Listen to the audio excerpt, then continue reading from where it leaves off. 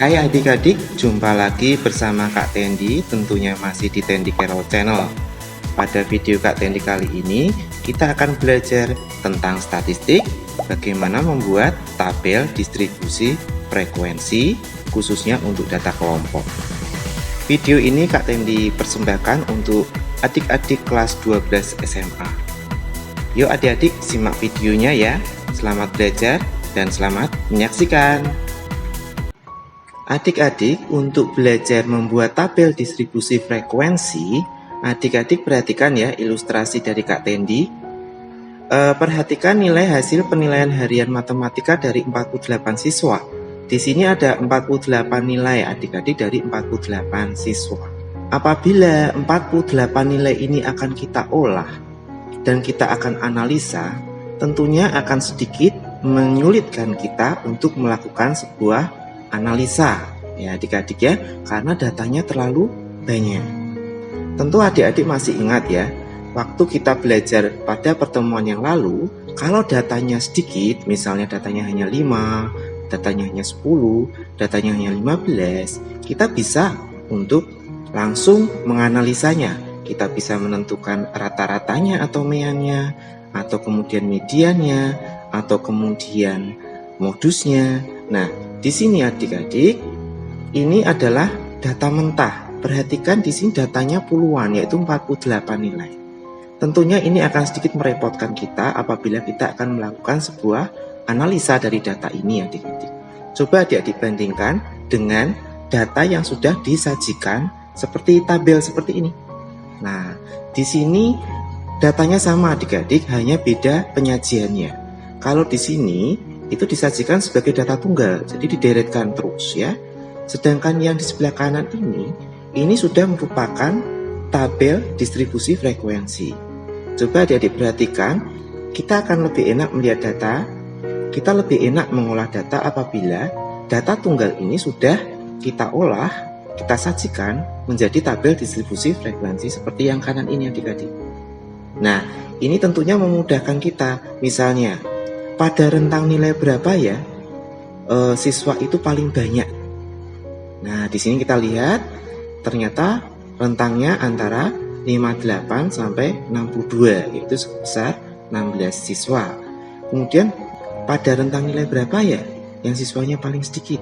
Nah, di sini adalah 43 sampai 47. Seperti ini adik-adik. Jadi data kalau sudah dibentuk dalam tabel distribusi frekuensi ini, data akan lebih mudah untuk diproses dan juga nanti akan kita melakukan analisa-analisa lebih mudah adik-adik. Tentunya sebelum kita membuat tabel distribusi frekuensi, perlu adik-adik kuasai atau mengerti tentang bagian-bagiannya. Yaitu yang pertama adik-adik ada kelas. Kelas itu adalah kelompok nilai data yang ditulis dalam interval adik-adik. Jadi seperti ini kelas nih, 43 sampai 47, 48 sampai 52, 53 sampai dengan 57 dan seterusnya ya, sampai dengan 73 sampai 77.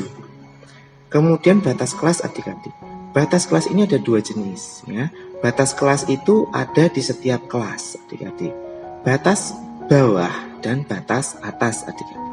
Batas bawah itu batas ujung bawah kelas. Jadi kalau di sini kita lihat setiap kelas punya ujung bawah ini 43, 48, 53, 58, 63, 68, 73. Kemudian batas atas adik-adik, batas atas adalah batas ujung atas kelas. Jadi kalau kita lihat adik-adik di setiap kelas ini ada batas atasnya 47, 52, 57, 62, 67, 74, 77.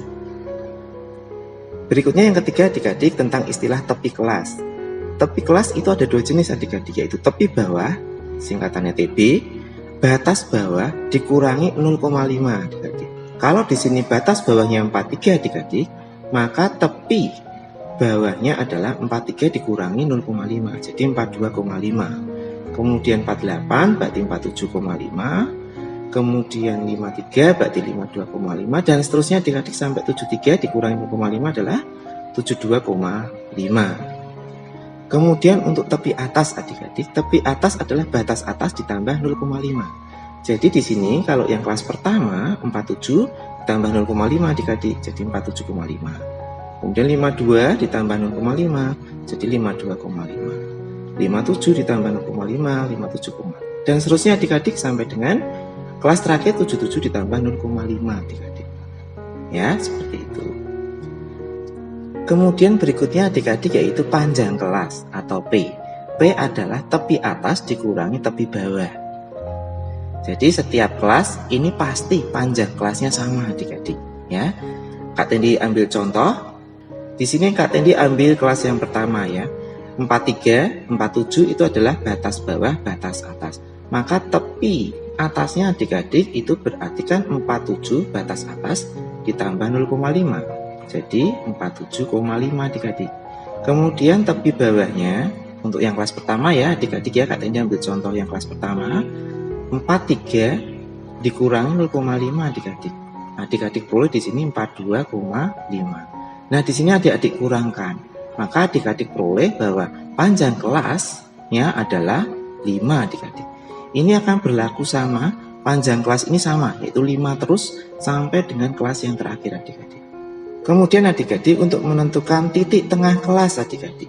Berarti di setiap kelas itu ada titik tengahnya, yaitu batas bawah ditambah batas atas, kemudian dikalikan setengah atau dibagi 2. Jadi contohnya ya, misalnya kelas pertama ini. Kelas pertama di sini berarti setengah kali batas bawahnya adalah 43 ditambah 47 adik-adik.